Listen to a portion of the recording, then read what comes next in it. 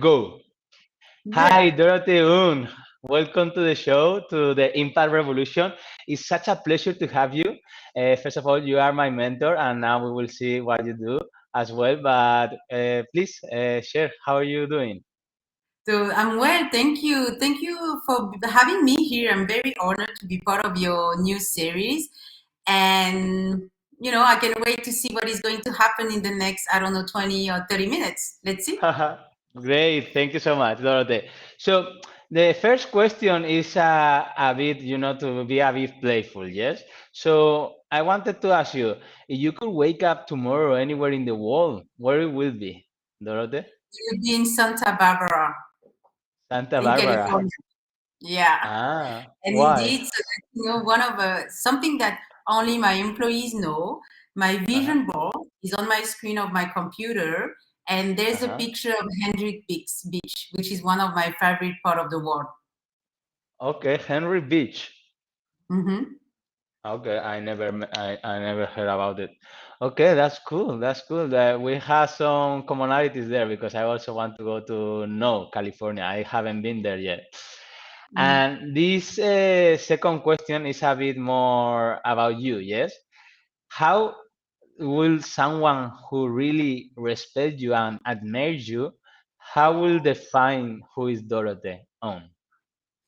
I think the first thing they would say it's kind of a crazy, half French, half Cambodian lady living in Spain. I think the craziness will become first because it's one of our thing. I really love laughing in everything that I do. So bad joke, good jokes doesn't matter. Business, private life, still the same. So I would say that. Okay, great. All right. Well, from my side, you're my mentor and I love you so much. So you're a great person. You are very kind and you help a lot of people and really well. So just to let the audience know, you are a neuro leader and you coach coaches and mentors as well as business people. And now we Correct. can start doing the interview, the formal interview. And wanted to know, Dorothée, this is just what will be the last message, or if you were to die tomorrow, what will you leave to the world? I would say smile to the world. Honestly, I think it's something that sounds very cheesy, and I do know that.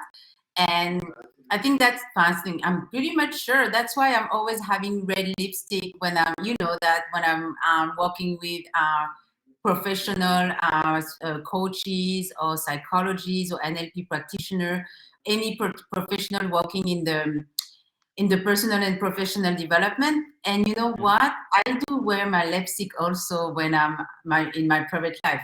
So it helps me to show my teeth so that people can smile you back, So Uh-huh. it's a good smile. Okay, great. Thank you so much for that. You have a beautiful smile, by the way, so it's good. It A big resonates with teeth. your ability. Yes.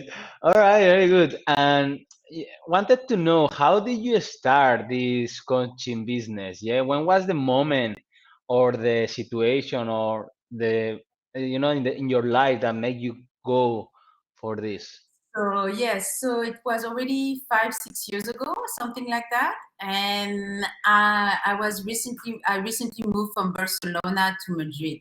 So what happened is that my partner, he and myself, we have a vision where we wanted to be globetrotters and living in different part of the world. So we moved first from Paris to Barcelona. What happened is that after Madrid, we were thinking about moving to the States, but what happened is COVID-19. And so when you, when you move so many times, like our plan was to move every 2 years, and Hmm. I was kind of tired of like what looking for a job in every city I would move to, and I wanted to have something that would. I wanted not to look for the job, but having the job looking for me. So that was my first thinking about becoming like a self-employer. So first thing Right. first, I started as a business developer because it's what I've been doing since over 15 years. Hmm. And so I started with what I knew, and then little by little I looked for what I was passionate about, what would be my mission, vocation, and it became my profession today. So I started to learn cognitive sciences, to become a coach, a mentor, a trainer, and facilitator. And now I'm using neuroscience for guys, for people and professionals who wants to become neuro leaders and use the full potential of their brain. All right, great, very interesting. I didn't know that story, and I know you move a lot, and that you were or you want to go to California in some point. I just wanted to. So there was any particular moment where you learn about cognitive science or someone or some business that you decided to go from business development to coaching, or So how did you find that? that's the thing. That I thought I have coached people before I became a self-employer, but I didn't. Back in time, I didn't have the ICF certification. So I thought Uh, I was coaching, but I discovered that I was not coaching at all. It was uh-huh, more kind of mentoring and support. uh-huh. And having that said, is that it's something that has been present in my life at the end of the day, either personal or professional. So I know when you walk through the Ikigai concept and philosophy with your clients, one of the questions you can use to go deeper about what instead of saying what you love, what you're good at.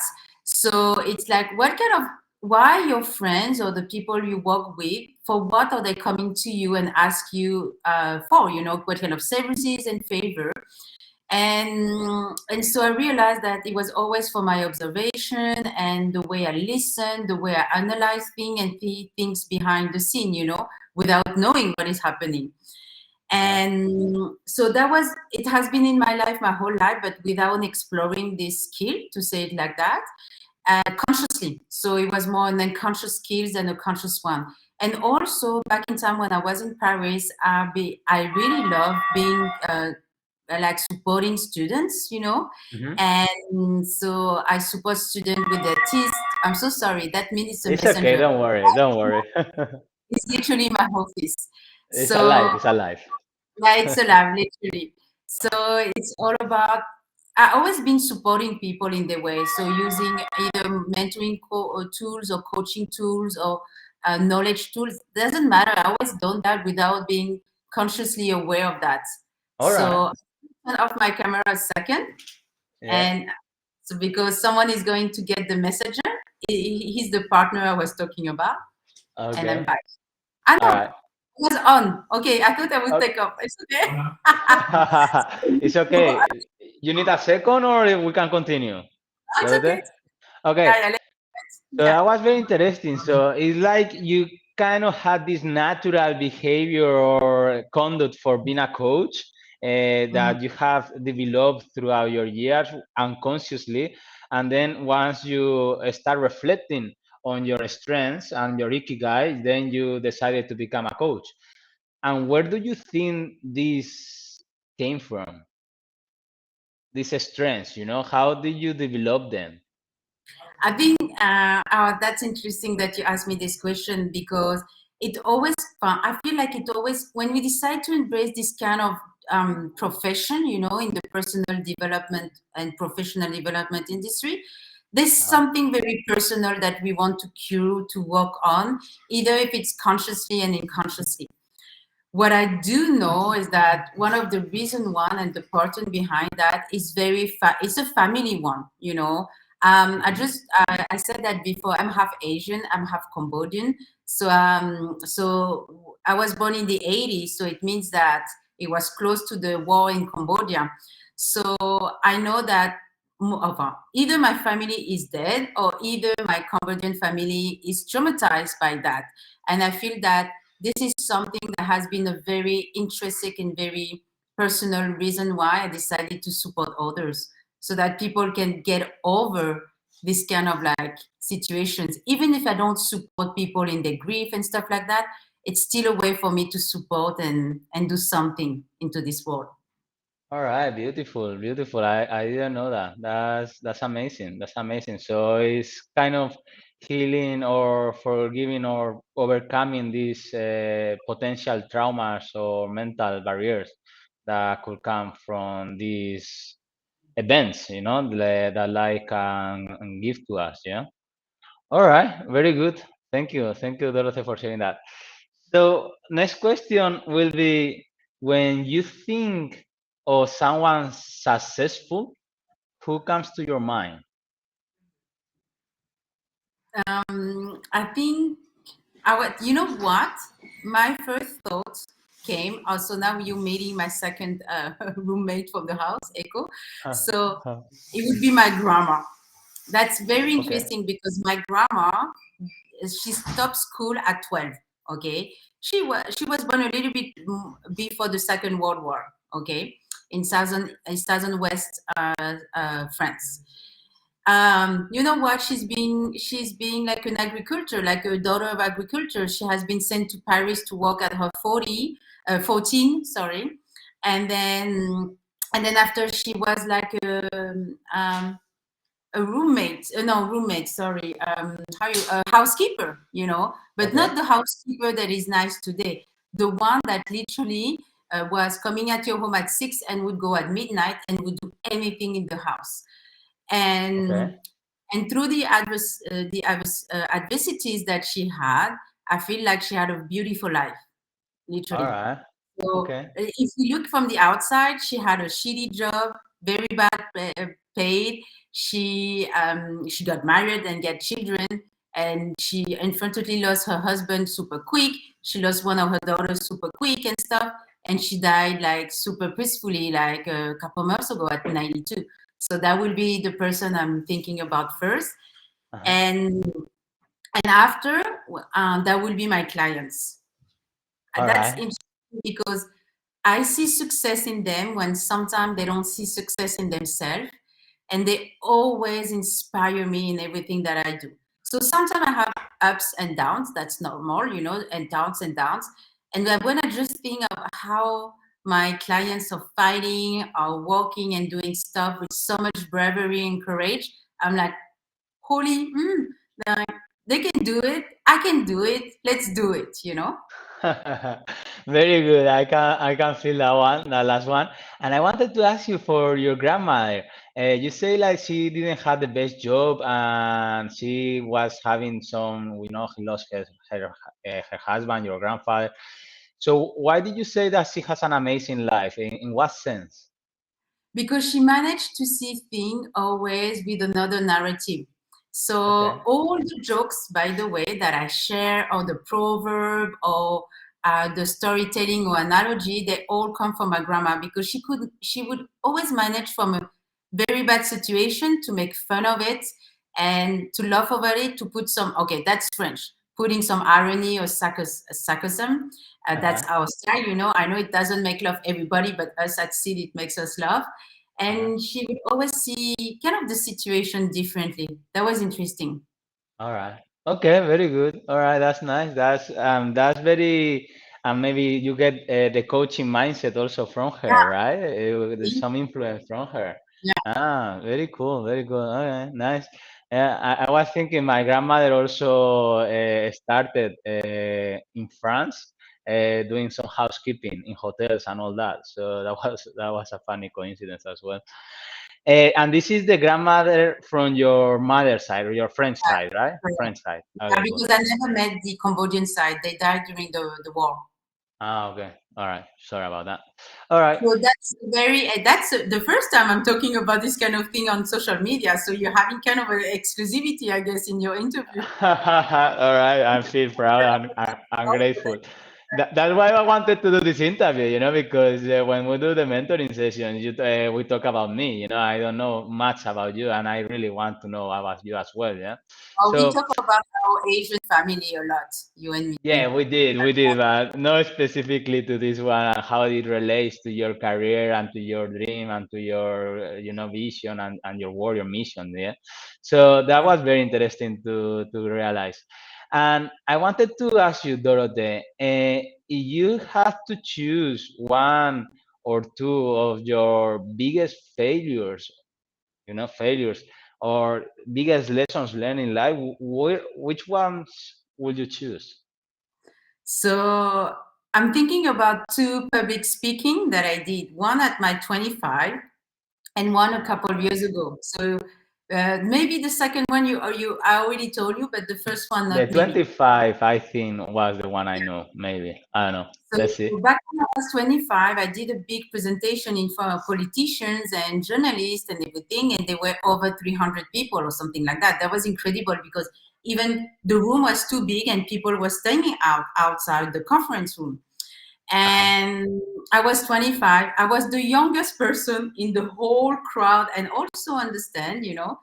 and I started my pitch like a robot. I was like, blah, blah, blah, because I've been like rehearsing so much and so much.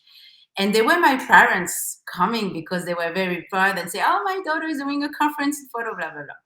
And and so I saw myself after a couple of seconds being a robot and not being myself. And I remember that there was like the desk with the mic. I took up the mic. So I had my PowerPoint going on and then I could see the screen. I took up the mic and I just went walking on the stand and said, you know what? I'm 25. That's the first time I'm talking for an exceptional project. I'm being emotional. And then I'm going to speak right now with no script and from my heart. And I just went like this. Wow. And they were back in time my coach, because I had a coach back in time who helped me with my how I speak to the public, to the media, and everything. Uh-huh. And I remember at the end of my speech, I have been the only one. Everybody stand up and then applause, and I was like, "Oh, A why?" standing Just, ovation, yeah? yeah, just because I went authentic and I say, "Well, I started with a bad word because we're French, I'm like, merde, and go." and and then I managed to connect with them, presenting my project very deeply. So it was kind Mm. of big faith because all the speech, all the hours that I spent, I Yes, didn't use it literally, and I had to say definitely. in front of over 300 people, I I messed up right now. I'm gonna stop and I'm gonna do differently. And it was not really the industry to do that. So that was the first thing.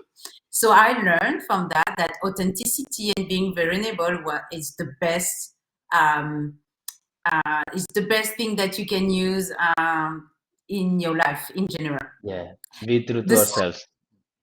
the Uh-huh. second public speaking, and then I think you know this one also, is that I I knew remember. the other one. I don't think I know this one. Let's see. So I was in front of a crowd. There were like 80 people or something like that. And it Okay. was in summer, like today, I was wearing a dress. I'm just giving the Uh-huh. detail because that comes very fun. And then Mhm. I was doing a keynote presentation with the mic, and then I was walking and stuff.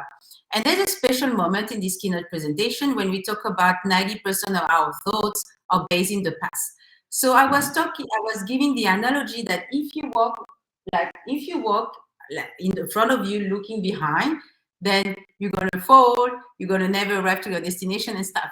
So basically I did the movement, so walking and looking behind, and I just fall in front of everybody. And then uh, that was I don't you know can this see one. because that was exactly the proof of my. But I Uh, lost my pride at this moment, literally, uh-huh. because if Uh-huh. it would have been winter, I wouldn't care. I would have been leggings or whatever. But like, I lost my pride at a certain moment, Yes. and but it's okay. It's like I managed to connect with people. It makes me real sense of what I've done and what I was Okay. talking about. And when I say I do what I say and I say what I do, also about the failure, same thing. Yes, yes, definitely. And what will be your lesson learned from there? So the thing is that uh, it doesn't matter what happened when you do something. At the Hmm. moment that it all comes from laughing and smiling and the grammar, everything is pretty much connected. At the moment that even if you lose your pride and you find a sense of humor of the situation, then you Hmm. feel good about the moment. You can talk about it like even on social media, and you can give these kind of examples to others, which is not an example, but let's say experiences to others. So I do Hmm. know that I often share these kind of stories with my mentees, because so that they just get rid of this fear of that something happened. There's always Uh, something happened wrong, and so and what yeah. happened, and so yeah. Doesn't matter. That's right. Yeah, it's always worse in our minds, isn't it? Mhm. Yeah, so beautiful, beautiful story. And I wanted to ask you something related to this that I just said, but just my mind went blank. Uh, okay, so I wanted to ask you about your clients, yes? How or what do you think is the common thing that you have to, let's say, coach them with or help them with? So, as I mentioned to you, my position is that I'm a neuro leader expert, and my mission is to elevate leaders to become neuro leaders using the latest cognitive sciences. So, Mhm. having that said, either they are individuals or corporate companies or professionals in the sector, they are not neo coaching. So they are all people who had a first experience in coaching. Either they have been coached in the past, either they have taken a lot or some training in the past. So my idea is that I already work with existing leaders, so they do Mhm. know part of their potential, part of the point they want to get better at. And so what happened is that I tend to attract very ambitious people or multi-potential people, and most of them they have lived in other countries like me, and I call them the globetrotters. The what? So globetrotters, the globetrotters. Glove charters. Ah, okay. All right. I didn't know that. So I would say that what happened most of the time is that what I work on is on the way of the notion of success, how to canalize the ambition so that it really meets to their values and their philosophy of practice and doing. Uh-huh. So that's what that's the major point that I work on is that is like I they know they can do it. What happened is that sometimes how their relationship with success and ambition is kind of like those things that they want to work on. Okay. Success and ambition with their values. Connect those dots. Yes, Mhm. and make a connection. And all right, very interesting. Yeah, thank you for that. I wanted to ask you another thing. What is the best or most worth investment that you have done, either time, energy, or whatever, money? So my business, my Uh-huh. current business. Yeah, because in between the investment that I do, still up to date with my employees, all the training that I've been doing to be able to have the level that I'm doing, that I'm having right now, like neuroscience courses, psychology courses, blah blah blah. I would say the best investment I have done at the end, I say my business, Mm, and I would better say on myself, because on at the yourself. end of the day, it's kind of, I wouldn't say it's my baby because it's cheesy and stuff, but what I did is having the thought that I was investing in my business, and at the end of the day, I was investing on myself. So I would say my best investment. Your business is is yourself, right? Yeah, at the end. So it's great. All right. But anyway, I'm the owner, so it's mine. I don't know Yeah. if I would say it's my baby, but if one of my organ or something like that, but it's mine, that's for sure. Okay, great. What message will you share with entrepreneurs or startups that you think will be most valuable for them, most impactful? So I really believe in pushing the limits in a very strategic way, not in terms of burnout and stuff like that. And I think that we want to switch the mindset. When we're working in the startup industry, what happens is that often, or most of the time, we make the impossible possible, technologically talking. When I talk with startup owners, sometimes they have technology that I felt was impossible. And I'm like, it's because I'm a neophyte and then I don't know anything about like whatever Mhm. technology. Okay. So how come all most of the people you talk with and then will see what you're doing as making the impossible possible? How come you don't have that in your own mindset? So that's where I would do that is like push the limits of your own beliefs, or what you Mhm. think, your self narrative, whatever you name it, and just think about that you're already making the impossible possible. So how are you going to do that in your own brain? Ah, that's really cool, eh? Pushing the limits of your own beliefs and limiting mental barriers. Yeah.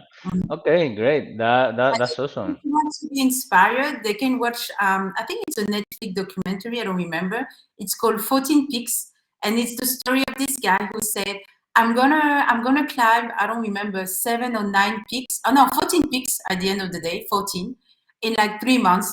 It's ridiculous, literally, and nobody did that before, and he did it. He made the impossible possible, and it was Okay. all in his head. Making the impossible possible. What was this Netflix recommendation that you did? It's called 14 Peaks, 14 Peaks, 14 Pink. P-A-K-S. Yeah, Okay. Yeah, like mountains, yeah? yeah. Ah, okay, cool. All right. Yeah, I haven't seen it, but yeah, we can recommend it later for people to watch it. I wanted to ask you, you talk about self-investment, yeah, and investment in your business. What would you say that is the has been the best investment for yourself, Dorothy? It's gonna sound very cheesy, and I wonder if they are watching the live right now.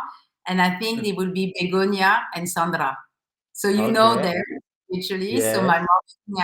my marketing coordinator and my administration coordinator, Uh-huh. and these are my best investments so far. I love them, both of them. They are really good people. They're a little crazy also. That's why. So this, I guess, is for your business, yes? For your personal business. I wanted to also know, ask you about yourself personally, yeah? Like what has made you grow the most? Uh, yeah? So that's interesting because since I did the neuroscience course, it's called the Neurochange Method. Uh-huh. I've been changing stuff in my personal life. So it changed my way of supporting my clients on a daily basis. And also, I realized that it made me take new decision. So it's kind of like something that I'm kind of proud of, and then nobody will see any videos from that. That's for sure.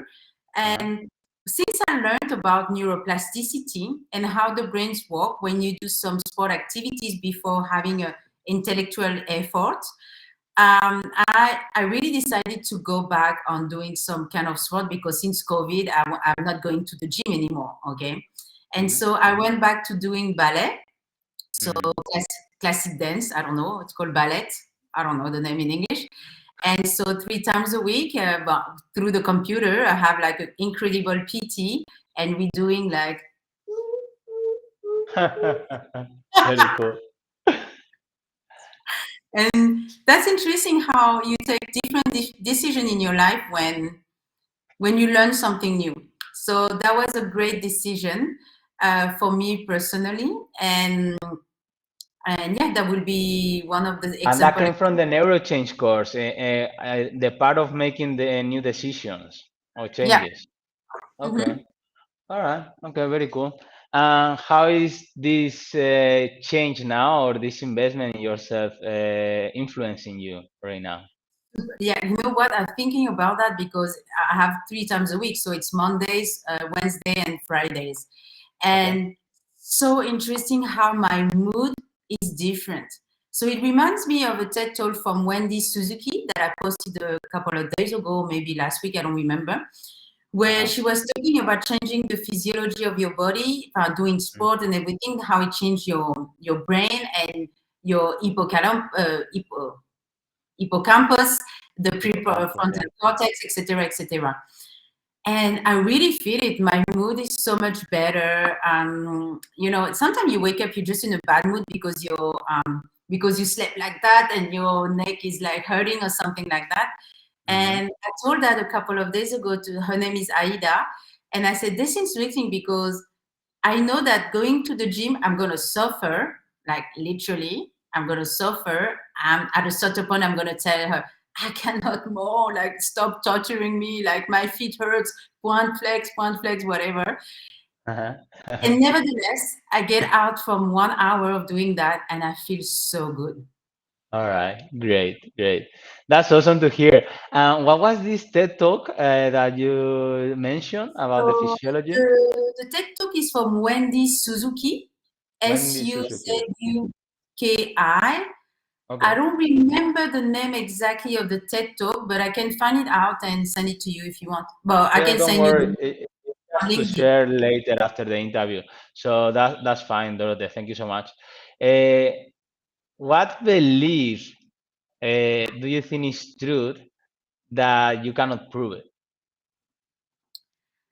Okay, I do want to believe in collective in consciousness. It hasn't been proven for human beings, okay? Collective consciousness or In unconsciousness? consciousness, collective Ah, in consciousness. So consciousness. it's still a theory that comes from psychology that I know Ah, that some neuroscientists are working on that.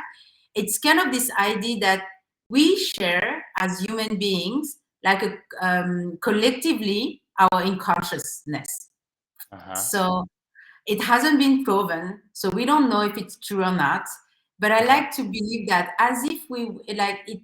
The theory talks more. I'm going to do it short because otherwise we're going to speak for hours. But it's kind of having this theory that right now you and me we're sharing the same unconscious. But uh-huh, part of it is linked. We can as if our unconsciousness we're talking in between each other, as if like generation per generation we were passing like unconscious beliefs and stuff like that, and knowledge. uh-huh.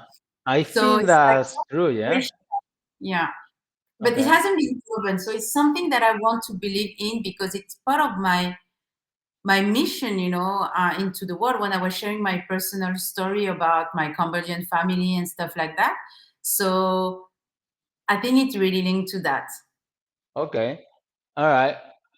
Well, for me to understand, yes. So what you mean, if this is correct, is that how people around us affect us, right? Because this is something that we know about coaching and social science and psychology, right? That how our environment influence in our brain, our thoughts, and our beliefs. So is this the unconscious? No, No, no, it's it's another another thing. concept.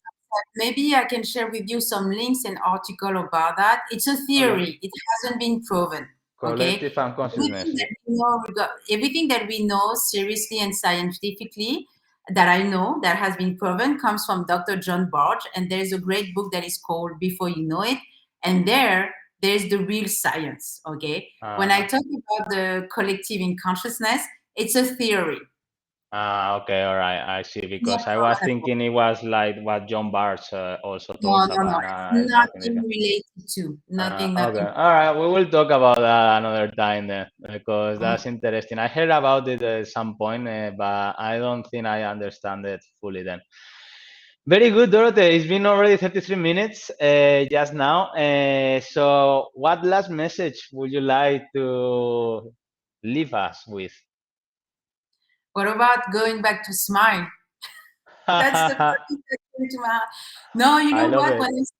When I sign my email or when I talk to people, I like to put, well, I used to put Lovely Day because I love the song from Al Green. And I love to sign also enthusiastically. Enthusiastically. And I was like, show your enthusiasm. No matter Uh-huh. what. My way smiling is putting red lipstick and show my teeth. What about yours? Uh-huh.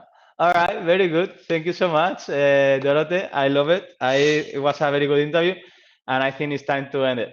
All right. Thank Thank you you for so having much. me. Yeah, and I'll talk to you now. Don't leave. Ciao.